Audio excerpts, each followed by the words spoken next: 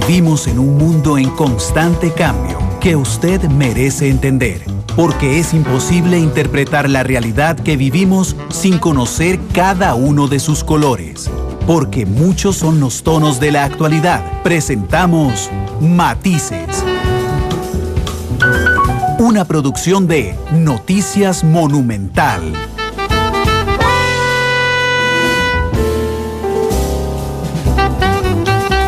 Bienvenidos a Matices, este programa de Radio Monumental, una producción del Departamento de Noticias y que lo que hace es profundizar, analizar los temas que son noticia en Costa Rica y en el mundo. Hoy será un programa muy interesante, estará con nosotros don Vladimir de la Cruz, analizando el panorama electoral 2018. Sí, no es que nos adelantamos en los tiempos, es que ya hay precandidatos, señores y señoras, para el 2018. Pero antes está con nosotros Febe Cruz, nuestra jefa de información, contándonos qué ha pasado en las últimas horas. Febe, ¿cómo estás? Bienvenida a Matices. ¿Qué tal, Randall? Buenas tardes para vos, para don Vladimir, que ahorita se suma a nuestra mesa, y para todos los que sintonizan Matices a esta hora a través de Monumental. Y también quienes, yo llego a ver Matices a veces por el tema de toda la carrera, que uno está siempre en la tarde preparando la edición de la noche, no puede escuchar Matices así pausadamente, entonces yo lo veo en la noche a las 8:30 a través de Canal 2, así que un saludo a usted también que nos ve en horas de la noche. ¿Qué ha pasado en la información más importante en Costa Rica y del mundo? Bueno, ahorita se están generando noticias importantes en la Asamblea Legislativa, ya le vamos a contar de eso, de qué se trata. Pero resulta, Randall, que hoy llegó el ministro de Seguridad Pública, don Gustavo Mata, llegó a la Asamblea Legislativa, específicamente a la Comisión de Seguridad y Narcotráfico, a explicar por qué desde noviembre recibió cartas de vecinos alertando la situación del Coco, donde hace unos días lamentamos un suceso de un joven que una turba atacó allá en Playas del Coco. Entonces a don Gustavo se le había enviado unas cartas diciéndole y alertando que la situación de violencia estaba incontrolable y que era necesaria mayor policía, mayor presencia policial más bien en ese sector. La Unidad Social Cristiana fue el que hizo la denuncia, llamaron a don Gustavo Mata a explicar, hoy estuvo en Asamblea Legislativa y adivina, bueno, no vas a adivinar porque ya estaba en ya sabes. Sí, ya sabías qué dijo. El guión está bien, decime. Bueno, digamos que no sabe. Okay. Adivina qué dijo don Gustavo Mata. Dijo don Gustavo Mata para justificar esto? No hay recursos en la policía. Ya lo habíamos dicho anteriormente, los recursos no son suficientes. Recordemos que en este momento el Ministerio de Seguridad Pública no tiene el impuesto a las sociedades anónimas, que los libertarios dijeron que le iban a poner un montón de emociones más. Así que esa fue la justificación. Escuchemos parte de lo que dijo don Gustavo Mata hoy en su visita a la Asamblea Legislativa y cómo explicó que la policía, los recursos por lo menos que esperan los vecinos del Coco y de otras partes del país, no vean esa fuerza pública que esperan. Supervisión y me rindieron un informe. Lógicamente ese informe vamos a tener que analizarlo, vamos a tener que poner un estudio a nivel administrativo para ver si efectivamente hay una responsabilidad policial. No quiero adelantar criterio porque a mí me corresponderá realizar la investigación, concluir la investigación. ¿Cuánto podría durar la investigación? Bueno, el procedimiento administrativo dura un año. Lo que pasa es que esos procedimientos a veces no duran tanto, 3-4 meses ya tiene respuesta. Sin embargo, creo que lo que se logró recabar es pues, una materia importante que va a servir para despejar las dudas con mayor prontitud. Usted hablaba del tema de los controles de los bares abiertos a las 5 de la mañana. ¿Es eso el eje del problema en lugares como el Coco? Es parte integral. Aquí el problema, como lo he hablado, del desorden ordenado que trata de mantener ciertas áreas comerciales, pues provoca esto, el desenlace de lo que se da, pues todo de forma concatenada llega a contribuir a que en ciertos lugares se generen este tipo de incidencias criminales. ¿Han gustado cuántos oficiales están siendo investigados en esta causa administrativa y qué se busca terminar? Si hubo un incumplimiento de veras. Bueno, es que incluso ustedes mismos lo han reportado en los medios de que indica la gente que acudió a la policía que duraron un espacio considerable en llegar. Sin embargo, el coronel Andrade fue muy claro, muy contundente de que lo que duraron fueron 5 minutos desde la primera llamada que se hace, y debido a que se estaban teniendo otros eventos, un robo con una detención de flagrancia y una violencia doméstica fue lo que generó esto. ¿Y eso sería que determinar si hubo negligencia? Bueno, eso es lo que vamos a ver. Bueno, ahí está don Gustavo Mata, que decía, están investigando si hubo negligencia en este caso, si la policía no llegó a tiempo, pero les explicó a los diputados que sin recursos, Randall, es muy difícil que la policía llegue inmediatamente y tener patrullas en todas las partes cuando con costo tienen para comer. Parte de lo que dijo don Gustavo Mata hoy en la Comisión de Seguridad y Narcotráfico, que no es nada nuevo, pero sí es bueno pues repuntar la insistencia que ha tenido don Gustavo con este tema. Otro importante es el que se está generando precisamente en la Asamblea Legislativa. Precisamente, ya se acuerda que hablamos de la muletilla. Hoy la Comisión de Jurídicos veía el tema de la marihuana, el cannabis con uso medicinal. Hoy estaba por dictaminarse para que ya en los próximos días pasara al plenario y se le diera la votación. Sin embargo, hoy los diputados se toparon con una sorpresa. No, ¿qué pasó? Porque esa sí no la sé, de verdad. Esa no la sabía, porque esa es una información que está en desarrollo y a las 7 de la noche se las vamos a presentar en nuestra tercera emisión. Resulta que llegó don José Alberto Alfaro, el diputado del Movimiento Libertario, y presentó una moción más. Ojo esta moción, Randall. Dice así, el diputado José Alberto Alfaro hace la siguiente moción: permiso especial de horticultura y autocultivo de cannabis medicinal. Esto quiere decir que el instituto que vaya a revisar todo el tema del cannabis con uso medicinal en el país entregue permisos a personas físicas para que puedan ellos hacer el autocultivo del cannabis medicinal. Es una moción interesante que ya me imagino la polémica que va a generar. Dice así la moción: este instituto podrá otorgar permisos especiales a las personas que se dediquen a labores de horticultura y autocultivo de la planta cannabis para uso medicinal personal de conformidad con regulaciones internacionales y las directrices que emita el instituto. Este permiso se otorgará exclusivamente a las personas físicas que cuenten con el carnet emitido por el instituto y será intransferible y a título gratuito. Es decir, para el tema para uso medicinal personal, yo podría tener un carnet, un sembradío, sí, que me diga, bueno, yo es que ocupo cannabis para curarme, entonces denme un permiso y yo la cultivo. Pero pese a que yo hice un programa aquí de ese tema, de matices, o yo soy demasiado ignorante a esta altura, o los dos o el proyecto y la moción son diametralmente diferentes. Creo que sí. El proyecto de Marvin Atencio, que es el proyecto completo, cuando dice el uso de cannabis medicinales en pastillas, y habla de importar medicamentos con marihuana, pero medicamentos, pastilla, no fumarse un puro, ¿verdad? Pero al introducirle la moción, usted no puede cultivar una pastilla. Exactamente. Ahí sí están pensando en marihuana medicinal fumada. Exactamente. Esta moción va larguísimo de lo que es el proyecto de don Marvin Atencio, por lo menos está presentada. Yo me imagino que la estarán votando en contra, pero ya por supuesto que se pone el debate sobre la mesa, claro, con solo que este diputado tenga esta intención, y lo vamos a estar desarrollando en las próximas horas, así que atentos. Se podrá. Don Vladimir, quería agregar algo. Don Vladimir, bienvenido a Matices, a esta mesa, y cuéntenos qué le parece. Me parece más bien que la información que dio este diputado, en lo que yo entendí, es la marihuana recreacional. Creo que sí. Que fue el término que usó, es decir, de recreación, de placer, es decir, que cualquiera la puede sembrar para fumársela por recreación propia. Pero esa es una situación en que están abriendo la puerta para cualquier cosa, me parece a mí, ¿verdad? Usted dice gente que se entretenga sembrando. Sí, porque están autorizando, con esa nueva propuesta, están autorizando que cualquiera pueda sembrarla. Sí. Teóricamente, quien la siembra en su casa será solo para su propio consumo, pero nadie va a sembrar solo una matita para motearse con una hoja, ¿verdad? Lo que pasa es que la está metiendo en un proyecto de uso medicinal. No, está claro eso, pero el problema es complejo y requiere verdaderamente una discusión pública amplia, profunda, porque el problema de la producción de marihuana no es reciente, es desde el siglo XIX aquí en Costa Rica. Y alrededor de esto constantemente hay decomisos gigantescos y quemas de plantíos enormes en las zonas indígenas de Talamanca y en todo eso. Hoy en Estados Unidos creo que hay 18 estados que ya tienen autorizada la venta oficial de marihuana. Incluso allá la venden sin tarjeta de crédito y sin cheque. Tiene que ser al cash, al contado, ¿verdad? De manera muy extraña, así es.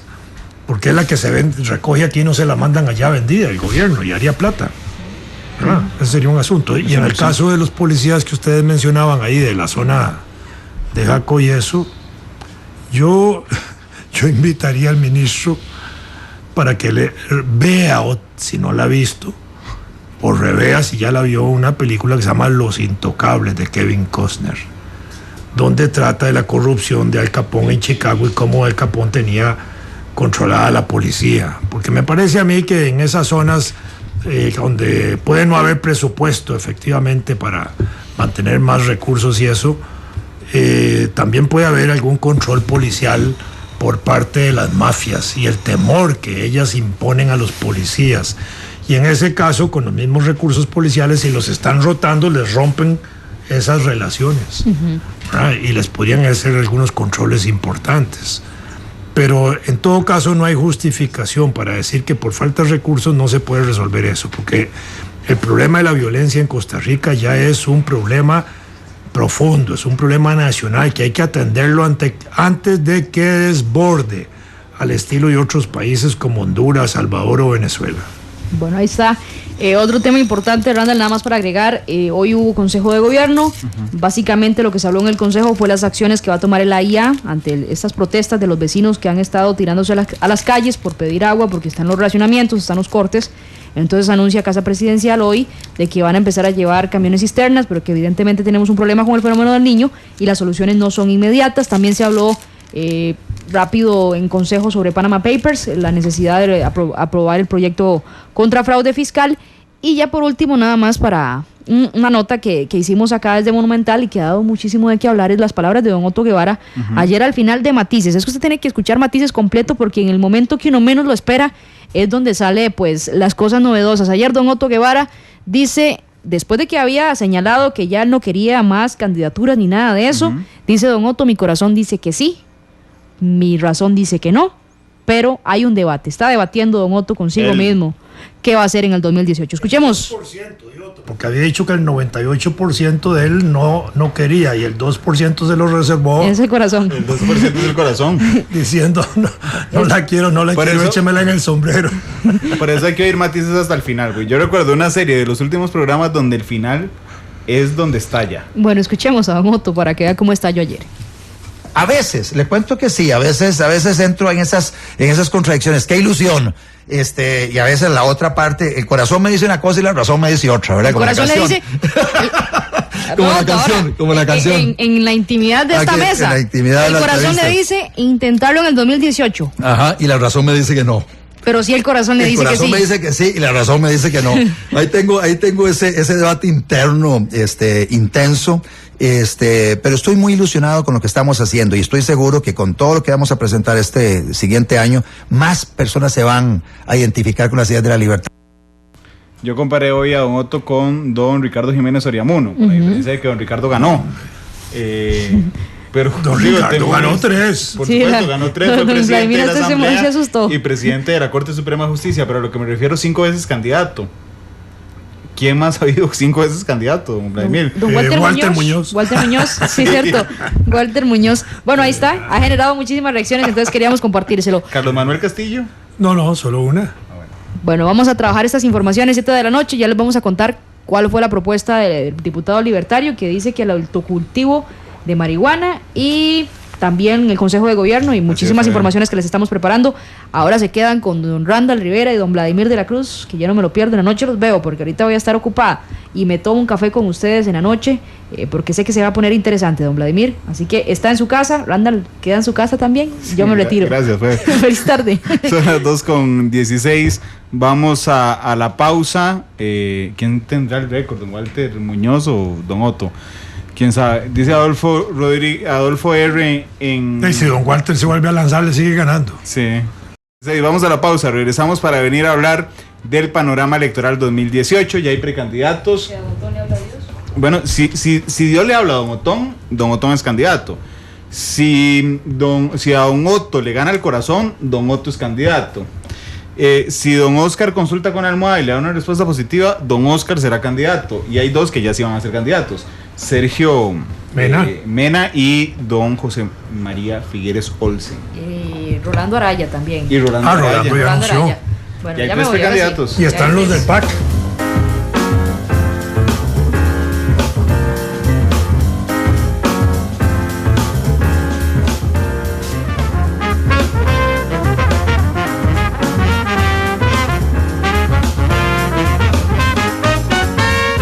Estamos con don Vladimir de la Cruz, hoy analizando el panorama electoral 2018. No fuimos nosotros los que corrimos tanto para analizar desde ya el panorama, sino la gente que ya se anunció como precandidata. Lo que además la gente dice dentro de los partidos sobre posibles candidatos en partidos que no han anunciado nada. Dice Ismael Matei, dice: un gusto escuchar a don Vladimir. Y vamos a ver, igual que Adolfo, igual que el POAS, nos dicen a través de Twitter. ¿Empezamos por partido o empezamos en general? Como quiera. Empezamos por partido. Bueno, empezamos por el Movimiento Libertario, que acabamos de escuchar a Don Otto. Puede ser que Don Otto quiera o no quiera, pero yo no me imagino a nadie más de candidato al Movimiento Libertario, don Vladimir. No hay visibles. Otto es la figura. Sí, es que... Para bien o para mal de ese partido. Sí. Quiera él o no quiera. Y de alguna manera tiene un aspecto que es protagónico, que es su actual diputación, que es visible, que es audible, que es tocable, que por todos lados se siente, porque él es un diputado de oposición fuerte y es un diputado que sabe hacer su labor diputadil.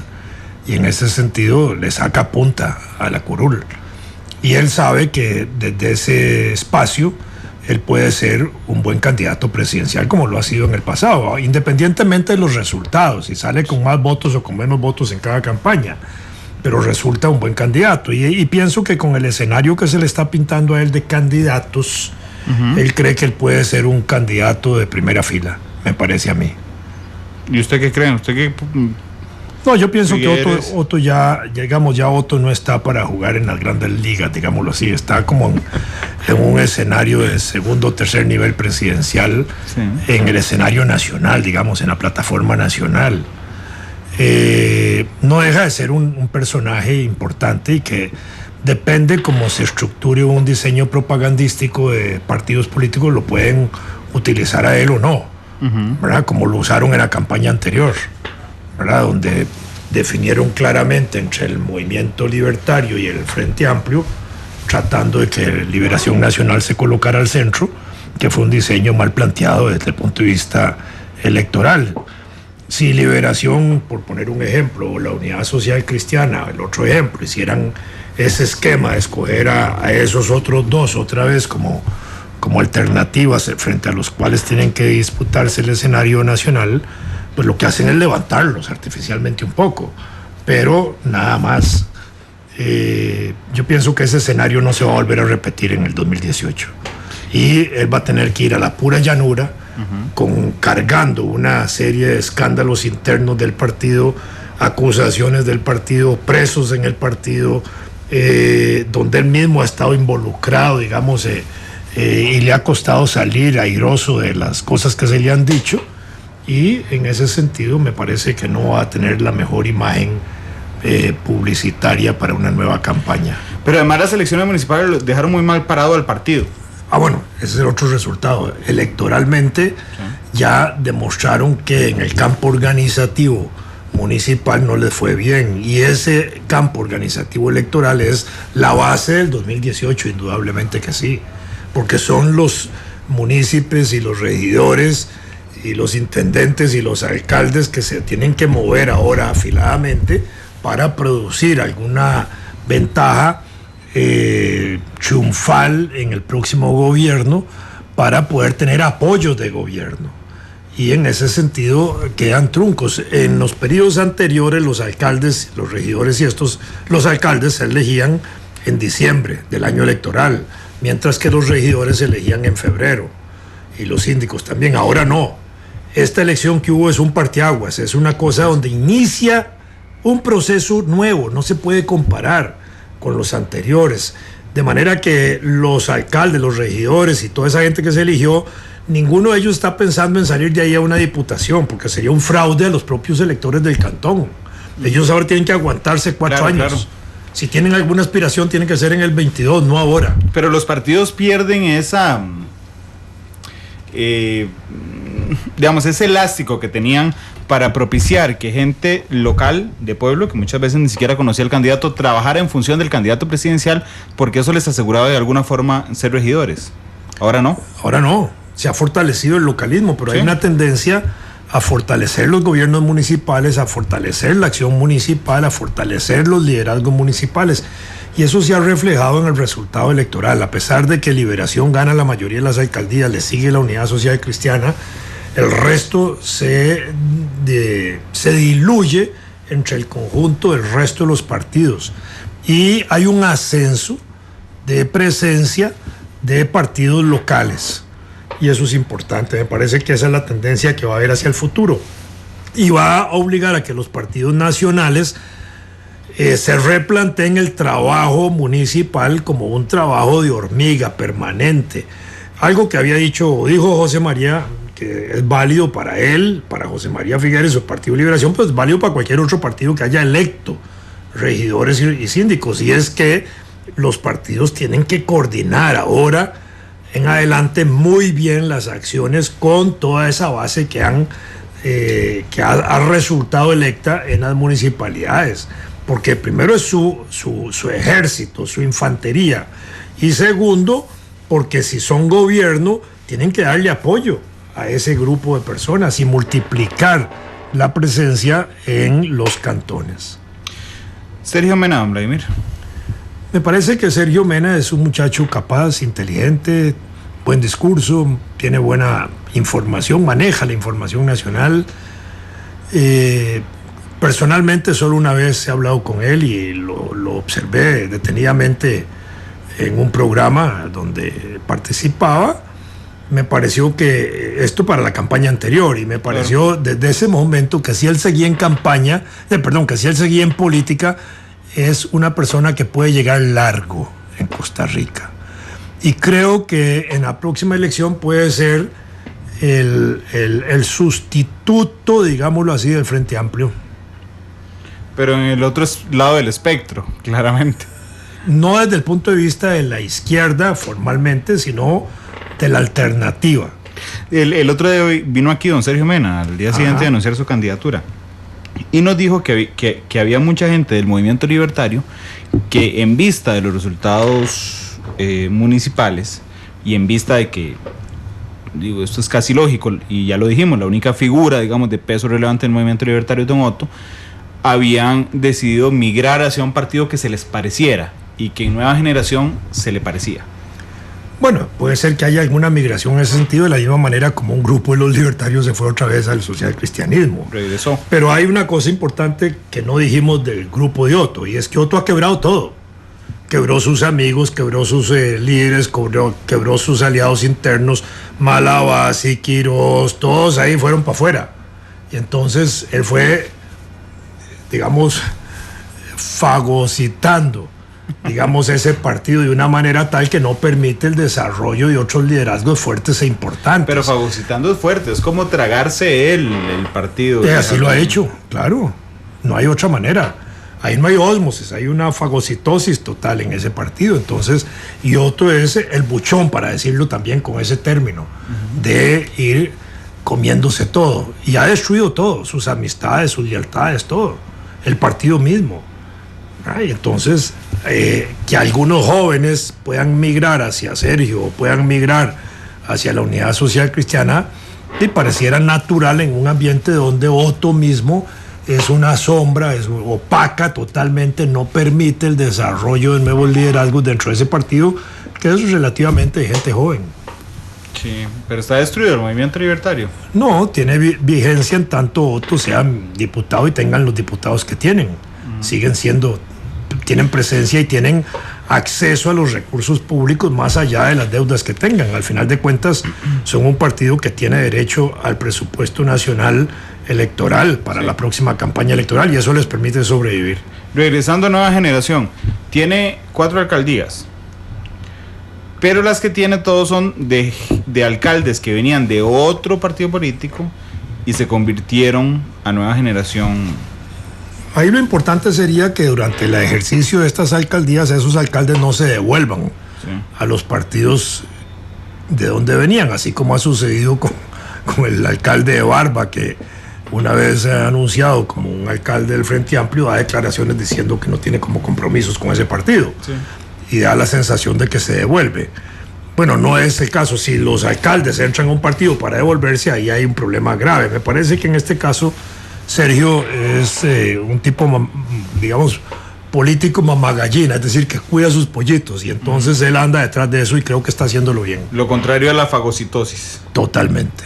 Y está interesado en multiplicar. Sí, y el discurso es interesante, inclusive su imagen. Pero además es fresca la imagen de él. Sí, claro. Es muy fresca. Pero además se ha ido cuidando en imagen. Sí, claro. Don Sergio. Digamos, perdió peso hace algunos meses. en su forma de expresarse se nota erguido, seguro de sí mismo. Es interesante el cambio que ha venido teniendo don Sergio. Es transparente y claro y se siente honesto a la hora de expresarse en programas. Sí, sí. Uno siente ahí que hay alguien fresco. Y se agrega la masividad. Es decir, se hace él parte de la gente. Cuando dice nosotros los costarricenses, Correcto. no los ve como algo externo. Él es parte de ese conglomerado. Claro, porque ahorita vamos a hablar de esa situación también. Rolando Araya. ¿Qué le parece don Rolando Araya? Vea, Rolando me parece que es uno de los pensadores políticos importantes de este país. No sé si un filósofo, un hombre sabio, digámoslo así, es un productor de ideas, de pensamiento. Es de los pocos políticos que se preocupan por estar pensando y escribiendo lo que piensan. Yo creo que este es un haber de Rolando.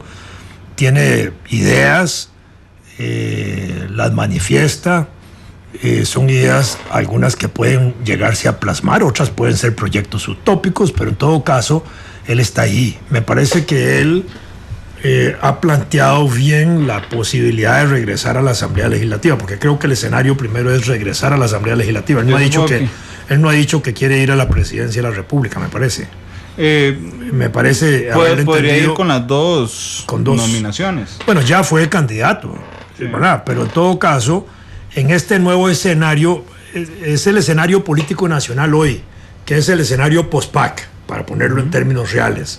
Es el escenario de que al día de hoy pareciera que ya está agotado todo el proceso político nacional, que ya no hay nada que hacer en el resto de los próximos 2 años.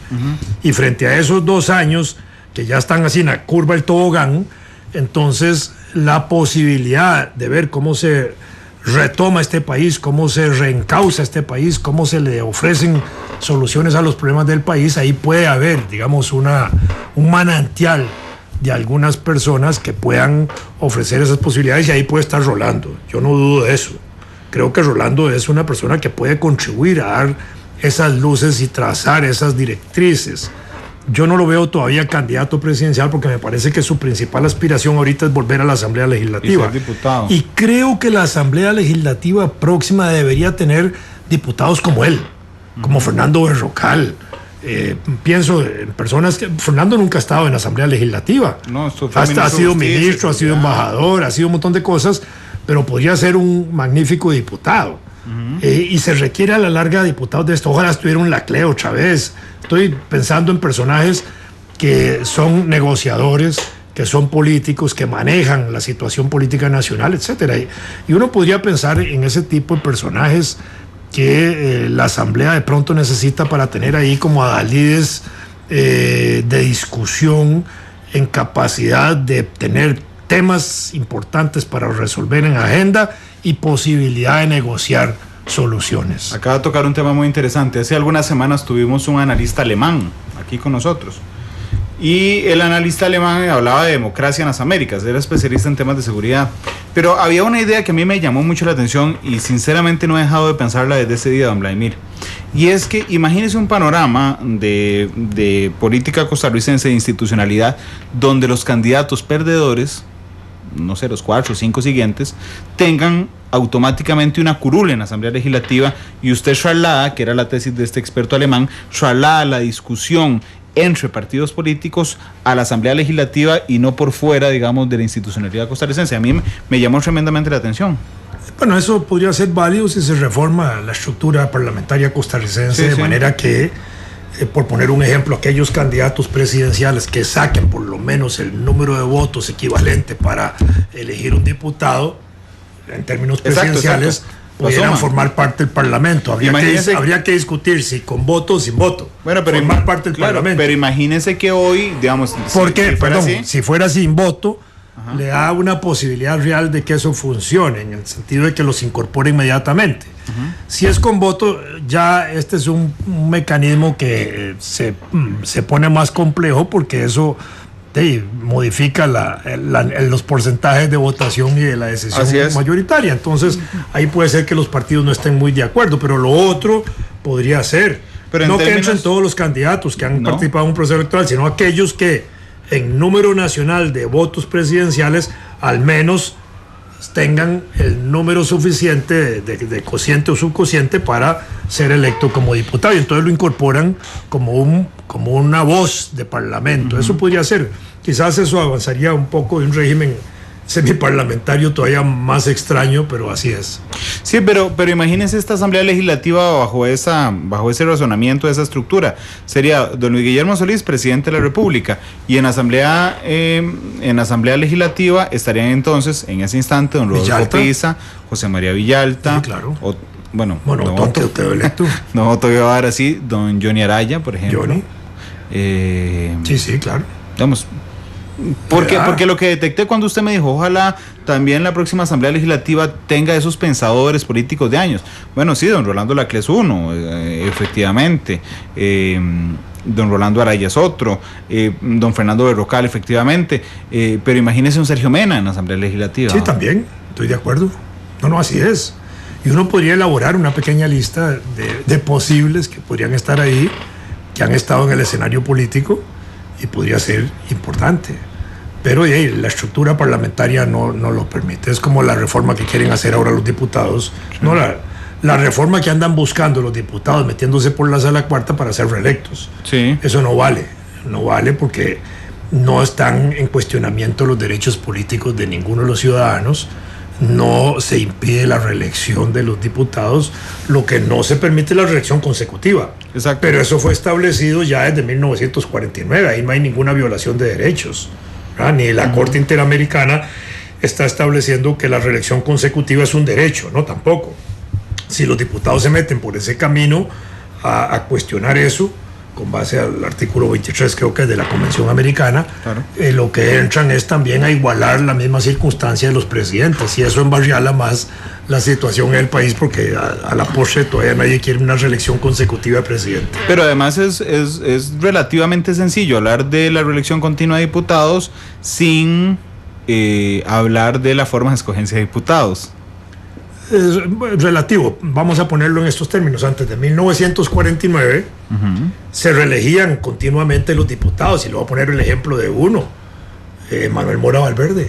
Desde 1934 hasta 1948 el diputado comunista, fundador del Partido Comunista, se reeligió constantemente.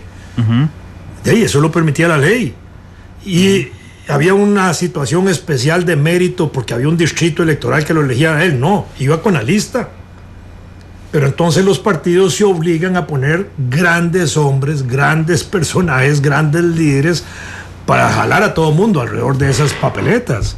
Y si uno ve las papeletas de los otros partidos, uno podía ver igualmente personajes tan importantes como José Albertazo Avendaño, Tiriolate y otros que uno podría seguir mencionando ahí, donde uno entiende entonces que habían calidades, y lo que se presentaban eran calidades. Claro. Hoy tal vez no se presentan de esa forma las calidades, porque la campaña gira mucho alrededor de el debate del candidato presidencial, y en aquella época además habían elecciones de medio periodo. Entonces cada 2 años había elección de diputados, y en ese sentido la gente tenía más en la inmediatez a esos líderes provinciales.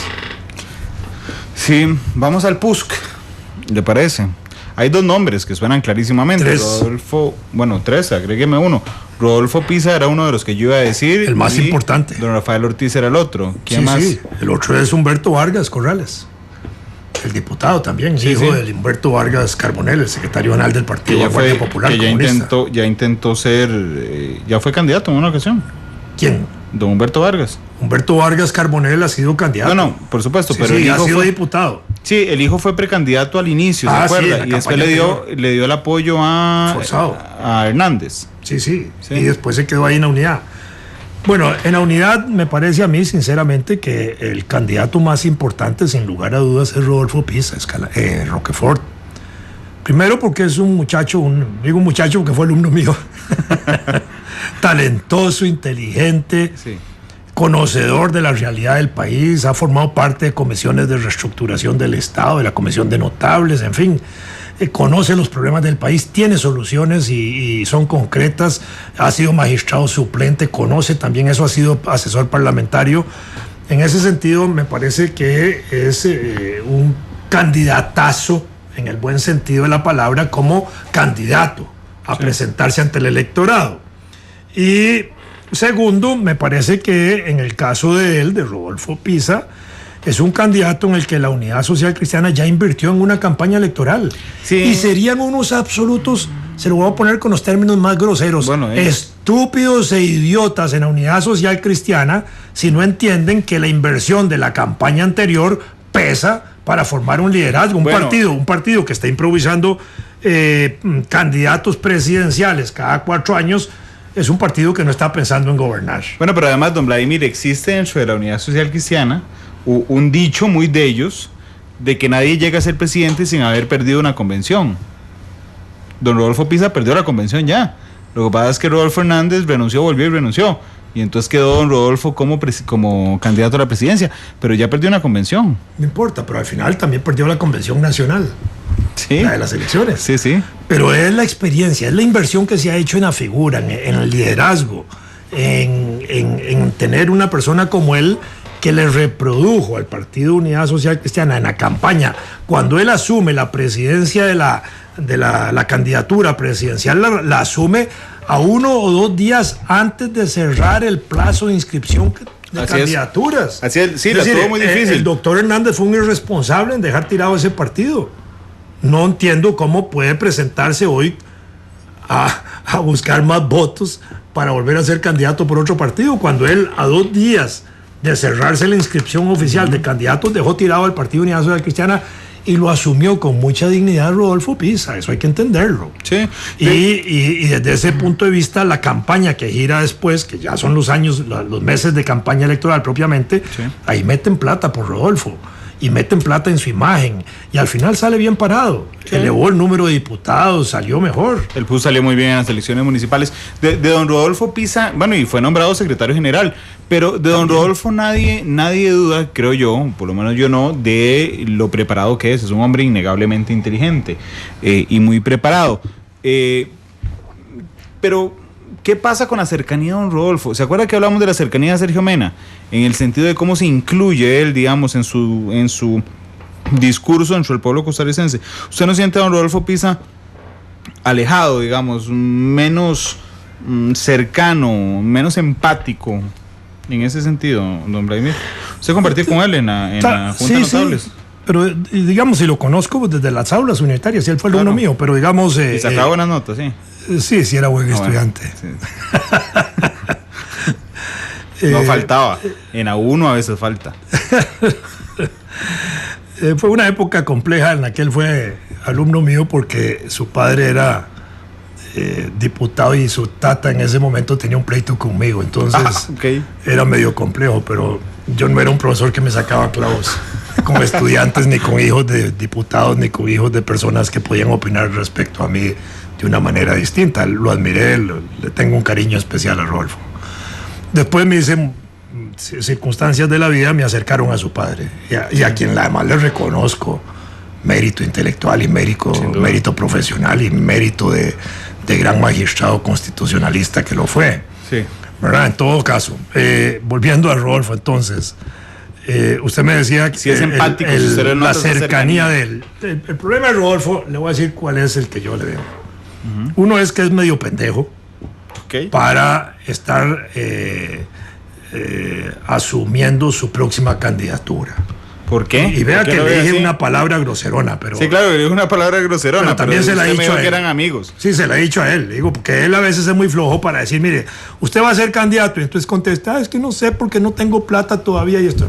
Él tiene que decir sí o no, y tiene que decir ya. ¿A esta altura? Sí, claro, y si ya los fuegos están hechos. Y además porque si él lo hace, en ese partido empieza a pegar lealtades alrededor suyo. Así como lo está haciendo José María en este momento y como lo está haciendo Sergio Mena y como ya lo está haciendo Rolando en su partido. Y el proceso político es así. Quienes se lanzan son imanes inmediatos. Mientras los otros no se lanzan, van descuadrando. Si de pronto se les sale, por poner el otro ejemplo, Rafael Ortiz, que no lo va a hacer porque él es presidente de la Asamblea Legislativa y no va a lanzar su candidatura presidencial mientras sea, por lo menos durante estos próximos 15 días o 3 semanas que le quedan. Sí. Pero en ese sentido, la gente empieza a afiliarse. En el caso de Rodolfo, tiene esa flojera de que no ha querido como decir sí, yo quiero ser candidato. No es un problema económico. Puede ser que no tenga plata, efectivamente en este momento ya la plata le llegará, si es un partido que va a tener plata en la campaña electoral. Entonces él tiene que dar eso, pero además el problema, Rodolfo, me parece a mí es que es conservador. Y el país requiere en la Unidad Social Cristiana a alguien un poquito más progresista. Más, con todos los méritos que yo le reconozco a él, pienso que su conservadurismo no le da para mucho. Y ni siquiera se ha apropiado, por ponerle un ejemplo ahora en extremo, del lenguaje inclusivo que tiene el propio Papa Francisco. El Papa Francisco es más progresista que toda la Unidad Social Cristiana. Y en ese sentido están jodidos en este país. Pero hay quienes dicen que don Rodolfo Pisa es un libertario vestido hoy como social cristiano. No, porque no es un libertario, es un liberal clásico en el buen sentido de la palabra, que se trata de arropar del pensamiento social cristiano porque pertenece a ese partido. Pero el social cristianismo como corriente ha tenido ondulaciones. Digamos, en este momento hay una ondulación impulsada por el propio Papa en la cual los social cristianos deberían montarse en la ola y barrer con todo. Pero ahí pesa en ellos y en la estructurita que rodea a Rodolfo, que es una estructurita pequeña dentro de su propia dirección de partido, personas demasiado conservadoras desde el punto de vista de sus valores sociales, y entonces no le ayudan a saltar más a ese partido. Y eso puede ser todavía una carlanca, puede ser un fardo en ese partido. Sin embargo, sigo considerando que Rodolfo es un gran candidato como tal. Rafael Ortiz. Rafael Ortiz me parece que se ha desempeñado bien en la Asamblea Legislativa como presidente. Ojalá pudiera mantenerse otro periodo. Ya veo que los serruchos están para que no llegue ahí.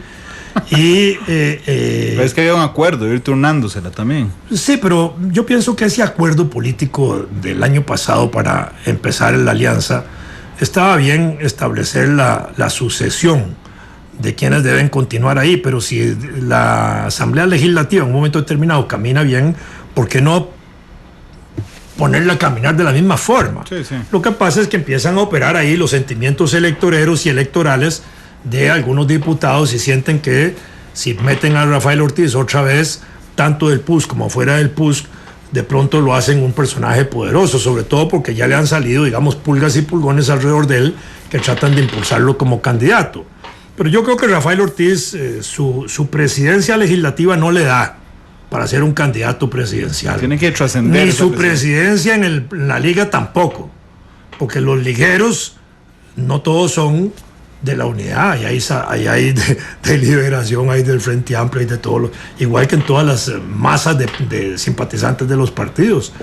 Y los que somos heredianos no somos simpatizantes del club político del presidente del partido de Heredia a la fuerza, no, ahí cada quien va por su lado. Entonces, que él haya sido presidente de la Liga y ahora presidente del Congreso, eso no le da mucho aire para ser el candidato presidencial. Más bien habría que esperar, en el caso de Rafael Ortiz, que baje ahora del pedestal de presidente de la Asamblea y durante el próximo año, pues solo un año le quedaría para eso, se distinga como un diputado atractivo que por su acción diputadil se convierta verdaderamente en un líder con características presidenciales. En el caso de Humberto Vargas Corrales, que es el otro diputado de la unidad, me parece que no es el diputado más calificado para ser aspirante a puesto alguno dentro de esa dimensión presidencial, porque en su labor diputadil es muy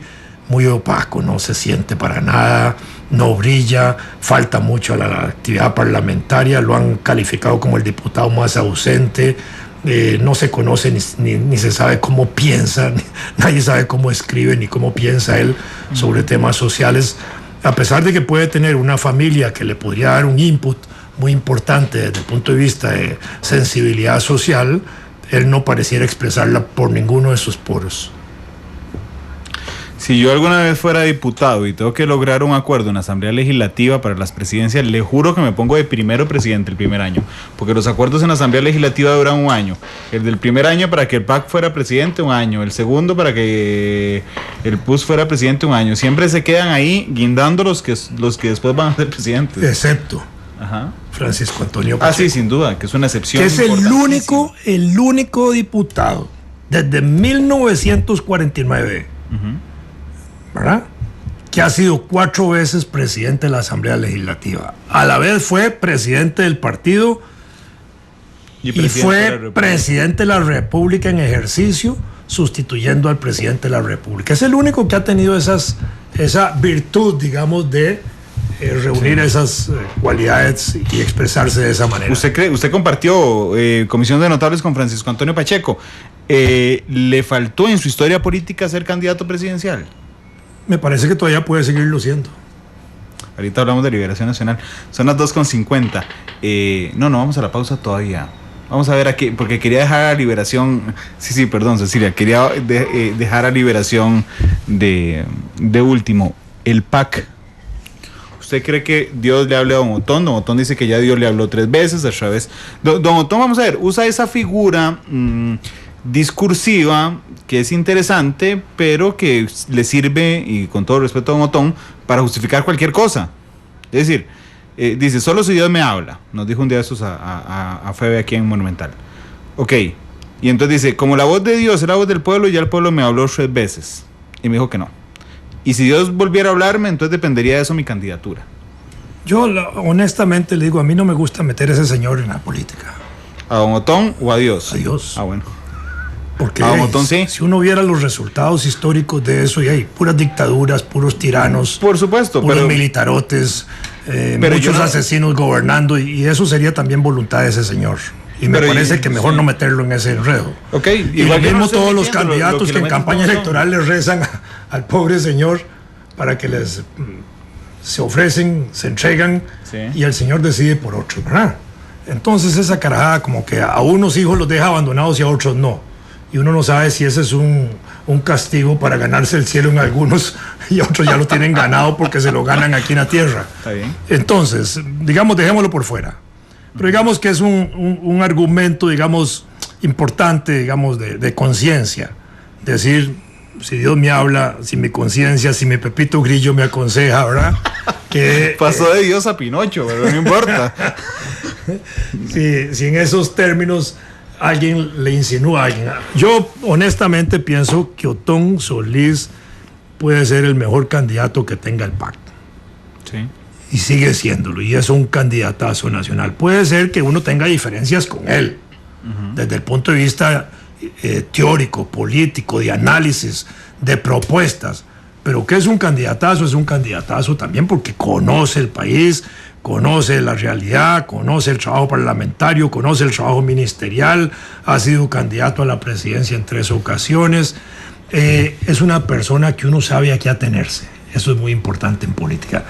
Él tiene posiciones claras sobre temas que son controvertidos y las defiende apasionadamente, pero nadie se llama engaño con él. Y eso es importante en un político. Pero ahora hay una dimensión de Otón muy importante, y es que él viene planteando desde hace ya semanas y meses discusiones públicas a través de lo que él escribe en los periódicos. Sí. Recientemente ha hecho un planteamiento muy importante y muy sugerente, el del gobierno nacional, claro, y señala con claridad de que el próximo gobierno tiene que tener esas características, y si no hay la posibilidad de una coalición, al menos que el próximo gobernante tenga la capacidad de integrar en su seno de gabinete, él lo dice que por proporción a los votos, pero podría no serlo así, a representantes de las otras fuerzas políticas que participan. Y eso a mí me parece que esa es una alfombra de lujo, una alfombra de oro que hay que transitar en este país. Yo creo que para resolver los problemas del país debemos en este momento pensar en la posibilidad de un gobierno nacional, como lo llama Otón, o de una coalición política nacional que permita eso. Aprobar un mínimo de cosas en la cual se comprometen una serie de partidos, trabajan en eso. Lo que no se compromete, lo discute cada partido con sus propias tesis y continúa el proceso histórico en marcha, pero es la única manera de resolver los problemas nacionales y la gobernabilidad que hay en el país. Don Vladimir, en buena tesis, el presidente de la República en ejercicio no puede meterse en temas partidarios. Hay una división completísima en la Constitución política. Correcto, es prohibido. Pero es un absurdo en Costa Rica. Sí, en todas partes del mundo el presidente puede opinar de lo propio de gobierno y de lo que le es ajeno. En Costa Rica ni siquiera puede opinar de lo propio. Le pongo un extremo. Oscar Arias, en el 2006, cuando era presidente, que él convoca el referéndum, le prohíben hablar a favor del TLC, siendo él el que convoca. Es decir, era un absurdo. Entonces tienen que inventarse una comisión del sí y una comisión del no, para que entonces así como... Para que se hablen. Para que se hablen entre ellos. Sí, es un tema interesante, pero lo que le iba a decir es que en lo fáctico, en los hechos, digamos, efectivamente cada presidente busca un sucesor. Aunque no puede hacerlo desde la institucionalidad costarricense prohibido por la Constitución política. Yo no creo que a don Luis Guillermo le guste, sinceramente, que don Otón sea su sucesor, aunque creo que no lo va a decir jamás. Mire, pero un candidato de Luis Guillermo Solís en el PAC. ¿No hay? Bueno, no, sí hay. ¿Cuál? En este momento hay 3 a ver. Que los está zarandeando. ¿Zarandeando? El ministro de Relaciones Exteriores, don Manuel González, que históricamente es social cristiano, ¿no es cierto? Se ha muy bien como ministro. Sí, es brillante, pero últimamente no, perdón, en su vida política no había sido social cristiano. Sí, claro, pero bueno, pero está en el PAC y es gobierno. Está PAC. en el gobierno, no sé si está en el PAC. Está en el gobierno PAC y digamos que como gobierno PAC podría ser una posibilidad de que represente a ese partido en una lucha de tendencias, si hubiera una lucha de tendencias o en una candidatura escogida si la escogen. Ese es uno de los que están zarandeando, ¿verdad? Manuel y que González viene cumpliendo una función discreta, con presencia pública internacional, muy decente, muy heroica también en defensa de los intereses nacionales. Ha tenido una buena presencia pública el ministro. Cuando usted dice zarandeando es que hay gente que está midiendo. Exactamente, no, y los tienen ahí en la zaranda, efectivamente, moviéndolos, a ver cómo se comportan en este periodo y cómo van sumando a su favor. Ok, no es necesariamente que él lo busque. Exactamente, exactamente, bueno. No es que lo busquen, son de las personas que se nombran, en este caso allegadas al presidente de la República. Sí, ok. El primero ministro Manuel González. La segunda opción como nombre, no como porque hay primero, segundo y tercero. La ministra de Educación, Sonia Marta Mora, que yo aprecio y quiero mucho, y que es muy inteligente, y que incluso en una campaña anterior al PAC ya había sido hasta visualizada en posibilidad de acompañar en una vicepresidencia a Liberación Nacional. Lo que pasa es que ella andaba ya con el PAC y no con Liberación, pero había gente en Liberación que la sonaba en posibilidad de que ahí estuviera, de manera que ya era una mujer que andaba en esos escenarios de altura. Pero no tiene el perfil del canciller. El perfil de mediático, me refiero. No, en este momento no, tiene un perfil más discreto. Sí. Tiene en su contra en este momento, digamos, los sindicatos magisteriales con el proyecto de la educación dual, porque ella está impulsando eso, que me parece que es un proyecto interesante, que debe discutirse más ampliamente, pero que debe discutirse. Y los sindicatos ya le están poniendo la traba, entonces ahí va a tener un freno, por lo menos del magisterio, pero en todo caso es una mujer con talento, con inteligencia, fue rectora de la universidad, lo hizo muy bien, claro. sabe de negociación política, lo demostró en la huelga del magisterio cuando asumió el ministerio, ella recién iniciado el gobierno. Es una mujer también plantada con decisiones, uno sabe a qué atenerse con Sonia Marta. ¿Verdad? Curiosamente la primera mujer que suena en todo el análisis del programa ya una hora. Y es inteligente. El otro que suena en el PAC es, dijimos, Manuel González. Sonia Marta Mora. Sonia Marta. Dentro de ese grupo se está mencionando también al actual ministro de Trabajo, que era viceministro, que sirvió para serrucharle el piso a Víctor Morales. Eso lo digo yo. Sí, eso le iba a decir, don Harold Villegas. Porque aquí estuvo una hora Víctor Morales Mora y yo intenté que dijera eso que usted acaba de decir, don Vladimir, y no lo logré. Pero bueno, porque él es cuidadoso. Harold Villegas es el viceministro. No, al actual ministro. Carlos Alvarado. A Carlos Alvarado, que era viceministro. No era. Carlos Alvarado era el ministro de Bienestar Social. A ese me refiero, perdón, lo ubiqué como viceministro, no, es Carlos. Que lo están también moviendo dentro de ese fichaje, dentro del círculo aledaño, digámoslo así, a Zapote. Fuera de Zapote, desde el Nueva York, desde el PAC, Juan Carlos Mendoza, que suena en posibilidad de regresar en diciembre a integrarse a la campaña electoral del 2017, renunciar a la ONU para venirse aquí un año antes a trabajar por su candidatura, que podría ser en una doble dimensión, la presidencial o de volver a la Asamblea Legislativa. Y el otro que está sin lugar a dudas en eso es Víctor Morales, el exministro de Trabajo, que no ha abandonado, no ha bajado sus banderas, no ha dejado de mantenerlas izadas. Aquí dijo que no.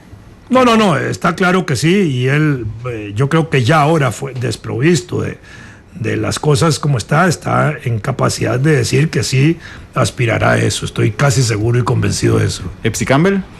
En el otro escenario está impulsada por Otón. Cuando Otón dice que no, él ha lanzado la posibilidad de que sea Epsi. También gira alrededor de Otón el propio Víctor Morales. Esa era la pregunta de que seguía. Si don Otón dice que no, podría ser Morales. Alguno de ellos dos. Don Víctor reconoció que el día que renunció llamó a 3 personas, en este orden: al presidente de la República, a Otón Solís y al ministro de Presidencia. Que el presidente de la República ni siquiera lo atendió. Bueno, eso no lo contó aquí, pero hoy nos está dando un montón de primicias. No lo atendió, lo llamó 3 veces a Nueva York. Ajá. Y no lo atendió, allá lo atendieron a través de una secretaria, alguien que acompañaba al presidente, y al final le dieron instrucciones de que se pusiera de acuerdo con Sergio Alfaro. Y Sergio Alfaro fue el que le puso la banderilla final diciéndole: la instrucción es que renuncie. Frente Amplio. En el Frente Amplio, información que yo tengo, o que me cuentan a mí, es que ahí está obviamente Villalta, que hay un sector del partido que siempre lo tiene como un candidato posible, ya tiene también una inversión en la campaña, fue un candidato que salió airoso, muy airoso. Lamentablemente, digo, para Villalta, en este periodo él no ha sido una persona destacada en estos 2 años en la vida pública como un activista político del partido, y está muy marginal en la estructura interna del partido, a pesar de que para algunas cosas le dan primera línea para echar diputados. Eso le decía, para echar a Ronald Vargas. Entonces, o para atender cierto tipo de discusiones de esa naturaleza, lo tienen a él de vocero, pero ese es un muchacho capaz, inteligente, y que tiene un discurso más de arenga que un discurso de análisis de la realidad nacional. Si él todavía aterrizara un poquito más en el análisis, podría ser mejor. Pero ¿será decisión de él mantenerse tan apartado o decisión de la estructura del partido? Llámese Patricia Me parece que Mora. esa fue una decisión de la estructura del partido de apartarlo después de la campaña electoral. Y en la vida política nacional, los candidatos presidenciales que los apartan de la estructura del partidaria se mueren literalmente, desaparecen en la práctica, salvo porque algunos de ellos tienen los contactos por afinidad, por amistad con periodistas, y entonces los periodistas de vez en cuando los desempolvan, que es el caso que le pasa a Villalta, que es un periodista que lo llama y le pide una opinión, y ahí está, y él da una opinión más o menos encuadrado dentro de los conceptos de lo que es el Frente Amplio que él maneja. Pero digamos, en este momento se mueven algunas tendencias, una por Villalta, obviamente que sí, una por Patricia Mora, que se mueve para que ella sea la candidata por su condición de diputada, por su condición de mujer, porque algunos consideran que ella puede representar de mejor forma el contenido de ese partido. Hay quienes, y la misma Patricia está impulsando para primer puesto de San José a Rodolfo, el que es secretario general, Rodolfo Ulloa, secretario general de ese partido, que estaría en oposición a Villalta si Villalta quisiera ser candidato a diputado, porque la posición oficial es más apoyar a Rodolfo que a Villalta, y entonces se reservan a Villalta a la candidatura presidencial si la quisiera agarrar, pero la va a tener que disputar con una tendencia de feminista interna dentro del Frente Amplio y de algunos partidarios más orgánicos que impulsarán a la Patricia, otros que quieren impulsar a Edgardo Araya, el diputado de Alajuela, el ambientalista, que ha sido un buen diputado. Sí, un buen abogado. Me parece que él se ha desempeñado bien en el trabajo parlamentario. Yo no siento que nadie esté pensando en el cura Vargas, ¿verdad? Ese no. A pesar de que me parece que ha sido un buen diputado y que ha sido para el efecto público una buena cara parlamentaria, pero no es una cara presidenciable. Había una versión dentro del partido de que podrían tirar a alguien fuera del Frente Amplio, jalar a alguien. De hecho, se habló de alguien que hiciera stand-up comedy, por ejemplo. Bueno, me parece que ese sería un error político, sobre todo cuando ya se ha hecho una inversión grande. Si Villalta se mantiene, ¿sí? Mantener a Villalta puede ser una ganancia, independientemente del resultado. ¿Sí? Pero hacer una inversión para un nuevo candidato es volver a levantar una figura. Claro. Y levantar una lealtad, y levantar afectos, y levantar un montón de cosas que ya el otro ya las conquistó. ¿Había escuchado esa versión usted? No la había escuchado, la verdad.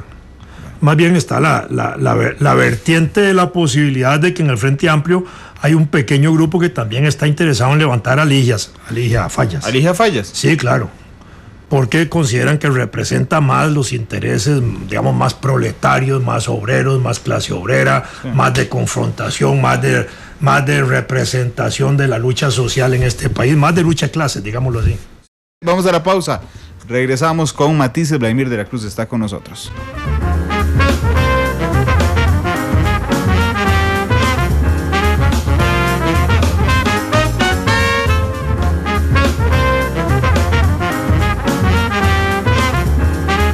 Estamos con don Vladimir de la Cruz analizando el panorama electoral 2018. Dice Antonio Chávez, qué rico es escuchar a don Vladimir de la Cruz hablando de Matices, debería ir una vez al mes.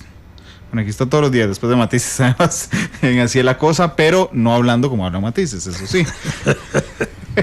Dice el Poas también. A propósito de los Matices, me acabo de acordar el otro candidato que suena en el Frente Amplio, sí. Que es el comediante ¿cómo se llama? Jiménez. Hernán Jiménez. A eso le pregunté yo, ¿ves? Sí, es que en el momento versión? En que usted me lo dijo no me acordé, pero allá en la pausa me recordé y hasta me han dicho que es un impulsado por Patricia Mora.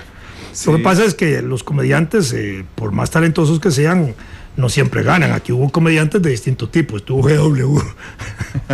Y en Guatemala acaba de haber uno, que no era tampoco Morales. Un comediante, era un hombre también preparado que vivía de su comedia, actividad de payaso y ese tipo de cosas. No es el caso de este Jiménez, pero digamos, tiene su talento para hacer crítica y difundirla, pero no estoy seguro de que el Frente Amplio con un comediante pueda hacer una fuerza atractiva. Puede ser que un comediante sirva a la campaña, pero no como un candidato en este país hoy. Me parece que eso sería charrarear al Frente Amplio. Dice Adolfo J. SCR, no me digan que Hernán Jiménez. Bueno, no sabe que suena. Así es.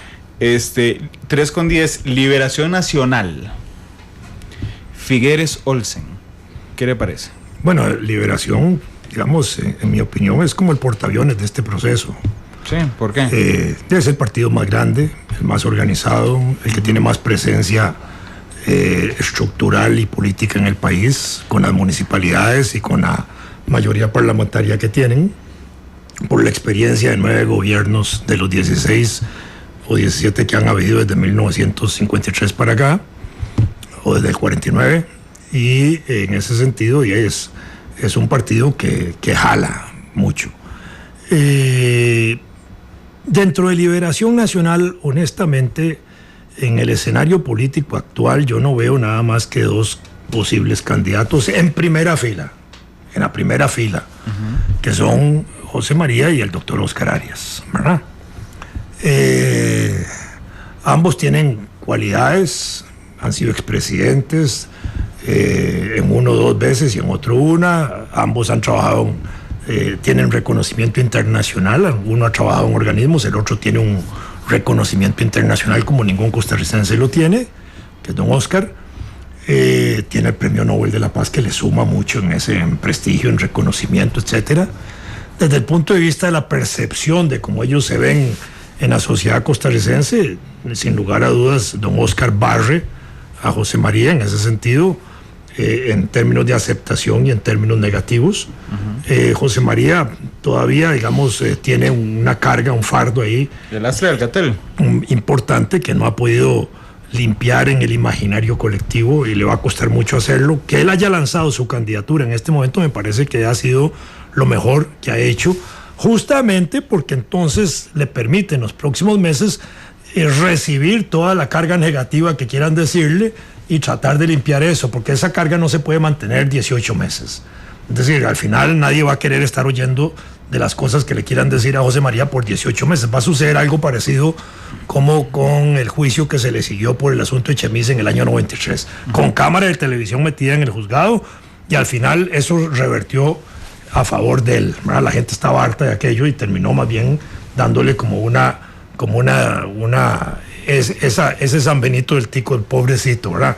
Igual puede suceder aquí. Bueno, pero en este caso, en el caso de José María, también hay que decirlo con claridad, no ha sido acusado.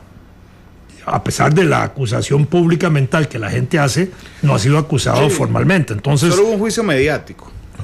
Bueno, mediático, estamos de acuerdo. Y eso sigue pesando en la conciencia del país y le va a pesar a José María duro, porque incluso ha tenido escenarios donde se ha presentado y lo chiflan o impiden que él hable o lo que sea. Y ese es un escenario que todavía lo va a enfrentar. Pero él ya avisó que va a empezar a hacer el recorrido nacional.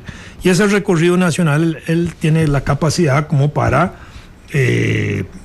establecer lealtades, establecer amistades, establecer una química con la gente que tiene buena química. Él produce buena química en la relación personal con la gente, sí, él totalmente. Entonces eso puede ir ayudando a limar ese tipo de situaciones. Me parece que si él se mantiene en el plan 2021 no le va a ser suficiente. Eso no es suficiente. Yo creo que ahí requiere algo más que eso, pero en todo caso ya está lanzado. Con José María Figueres lanzado al ruedo en la forma que lo hizo, están abiertos los fuegos electorales, porque también ya está Sergio Mena candidato, está Rolando, están los otros que se han ido anunciando ya como candidatos. Ya eso está en función, pero en función de que un gobierno ya está acabado, literalmente. Si este gobierno todavía tuviera aire importante, de pronto estas candidaturas se postergarían un año, sí, y no enredar eso. Pero ya la gente está tratando de buscar soluciones para el 2018 y no las quieren postergar. Y en ese sentido entra José María, que además tiene que entrar a competir con Oscar. Y en ese sentido lo que ha hecho es igualarse, para decirlo a lo tico, un igualado, es decir, renuncia a la presidencia del partido para igualarse en la llanura con el presidente Oscar Arias, para poderse disputar ahora sí internamente los escenarios. En ese sentido, esos son los dos candidatos que hay. Creo que entre ellos se va a resolver el problema. No creo que vaya a haber un candidato de transacción entre ellos. Primero porque José María no está interesado ni dispuesto a eso. Él asumió ya el compromiso de ser candidato y va con eso, con los tacos puestos. Su lucha va a terminar en la convención interna del partido o en un momento determinado que por resultado evidente tal y cual pudiera él llegar a la conclusión de que efectivamente él no es el mejor candidato, entonces le cedería el campo, en ese caso supongamos a Oscar. Oscar todavía no ha dado el sí de la novia a ese puesto o del novio a ese puesto, pero indudablemente que es un personaje que ya está, digamos, meditando y valorando la posibilidad de asumir esa tarea y ese reto nacional. Yo creo que eso lo está haciendo con mucha fineza, con mucha delicadeza, midiendo no solo al interior del partido eso. Cuando él dijo que él estaba pensándolo con almohada y con sus familiares, en ese momento se descuadró el escenario del Partido Liberación Nacional, porque inmediatamente gente que en ese momento estaba más con José María se le acercaron políticamente a él, empujándolo para que asumiera eso, y lo siguen empujando en esa dirección.